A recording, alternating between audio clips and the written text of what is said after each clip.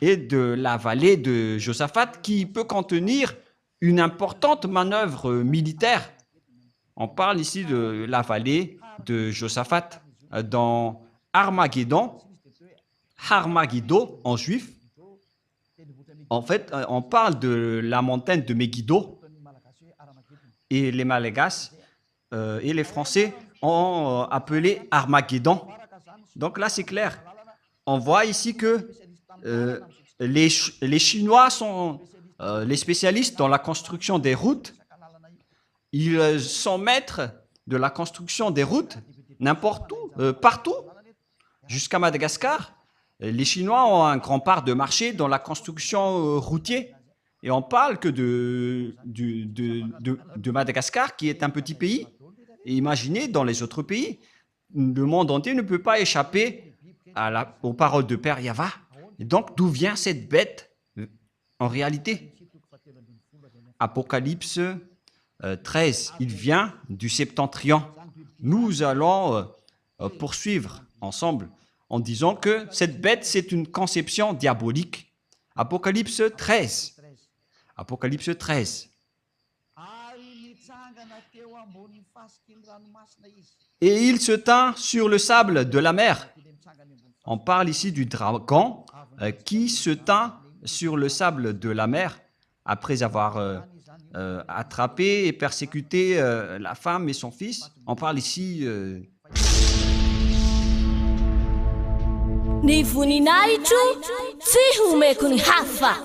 Par l'ambassadeur de Yahushua, Ziadia Elia.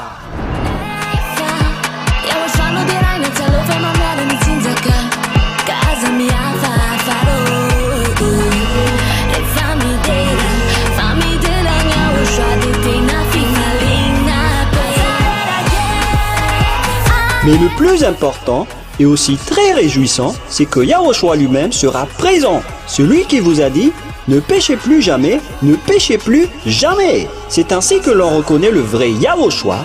Personne n'a osé proclamer cela, sauf Yahushua, prêché par l'ambassadeur de Yahushua, Ziadia Elia, uniquement.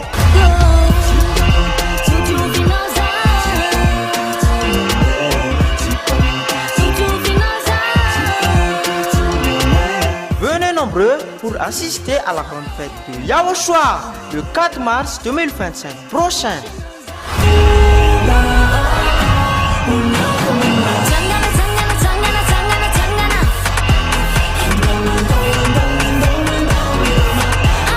Qui aura lieu au siège de l'église de Yahushua à Mujapet, en Tananarive, Madagascar.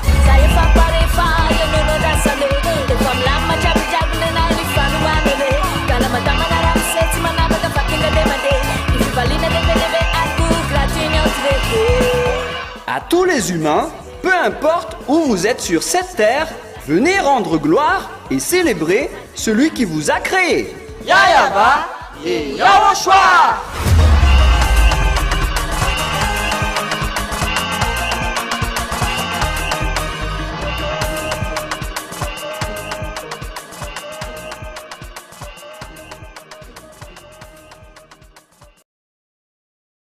Italien, mais on ne va pas encore approfondir le sujet, mais nous allons d'abord parler de la bête. Puis je vis monter de la mer une bête qui avait 10 cornes et 7 têtes, et sur ses cornes 10 diadèmes, et sur ses têtes des noms de blasphème, comme lorsque Jésus a fait des blasphèmes à Élia. Il y avait plein de gros mots. La bête que je vis était semblable à un léopard. On va laisser ça de côté. Et donc, cette bête est montée de la mer. C'est clair alors que c'est une conception venant de la mer. Cette bête vient de là-bas. On l'a conçue depuis divers endroits, mais en terminaison, c'est une conception maritime avec le Léviathan. C'est le Léviathan. Ces deux personnes en profitent tout simplement. Vous êtes malin. Et la prochaine fois, souvenez-vous bien de cette parole. Ésaïe 27, 1. En ce jour-là,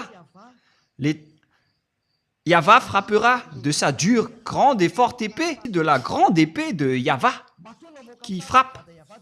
Si le Père Yahva sort son épée, c'est pour tuer vraiment son ennemi, qui n'est autre que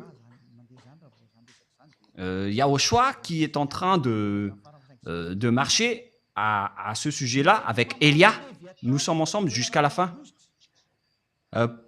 Pour frapper le Léviathan, serpent fuyard, le Léviathan, serpent tortueux, et il tuera le monstre qui est dans la mer. Vous voyez? Le dragon, il était au bord de la mer. Il était debout au bord de la mer en attendant la bête qui va sortir de la mer.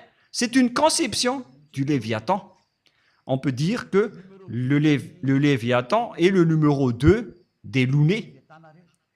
C'est Léviathan. Les Léviathans font partie des numéros 2 des Lounés. Et ils ont une base maritime. C'est pourquoi ce n'est plus conseillé de voyager par la mer. Pour vous les humains qui aimez voyager par la mer, moi je vous dis, vos cadavres vont disparaître là-bas. Même avec ces cyclones qui sont graves en ce moment. Ça va être de la tuerie, car ces imbéciles sont en colère. Ils connaissent que leur temps est très peu et ils sont en train maintenant de déchirer le tapis et de tout tuer. C'est pourquoi je vous conseille de ne plus voyager par la mer si c'est possible. Voilà la vérité. Il y a plusieurs types de Léviathan dans la mer. Le Léviathan, serpent fuyard, et le Léviathan, serpent tortueux. L'autre, un fuyard, et l'autre, un tortueux. Et ils se trouvent tous dans la mer. Et Gog, donc, a été conçu dans la mer. Voilà. Il y avait une conception extérieure, tout d'abord, car on a besoin d'un apport extérieur au début. Donc, on a dû apporter quelque chose depuis l'extérieur de la mer. Et après, on l'a conçu dans le laboratoire sous-marine. Et si vous allez dire, est-ce que vous avez déjà vu leur laboratoire? Moi, je vous dis la vérité que je n'étais pas encore là-bas, mais on m'a fait connaître que ça existe.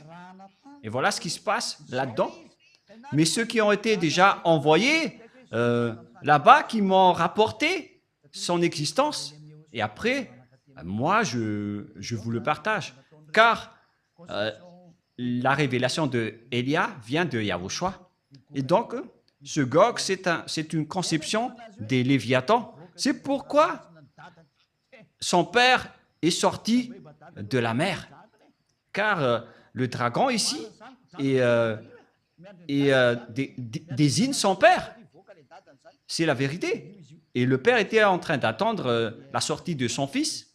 Et nous allons revenir avec l'Apocalypse 13. Et si vous allez dire, c'est comme un dessin animé. Ben, c'est la vérité. Vous avez déjà vu les extraterrestres dans les dessins animés? Allons-y alors. Et il se tint sur le sable de la mer. C'est une conception sous-marine sous la mer.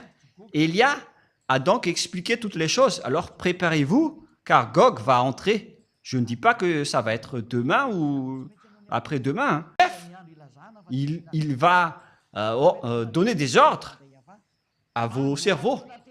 Le moment est arrivé pour faire accomplir les paroles du Père Yahva, pour que les gens s'agenouillent et se prosternent devant le Père Yahva, pour qu'ils disent que c'est Yahva qui est le vrai Dieu. Voilà, Élia. Si ce sont ces derniers qui sont...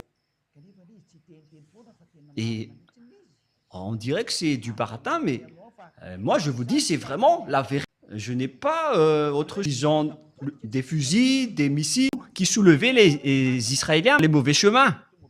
Vaut mieux que vous restez dans le trottoir et laissez passer les autres véhicules pour nous affronter.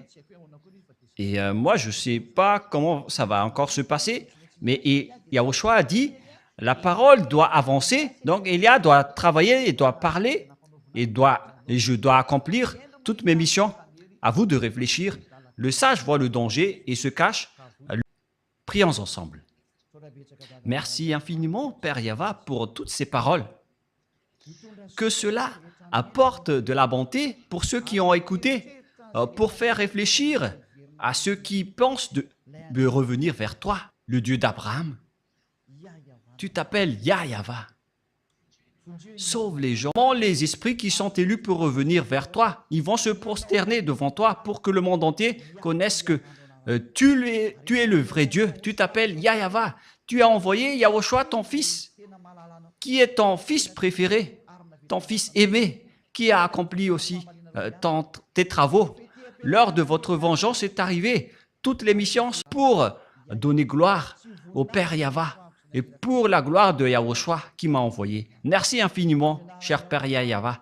Et au nom de Yahushua, je fais toutes ces paroles et toutes ces prières entre tes mains et devant toi, Père Yahva. Alléluia. Amen. Et donc, la parole se termine. Je vous souhaite à tous d'être bénis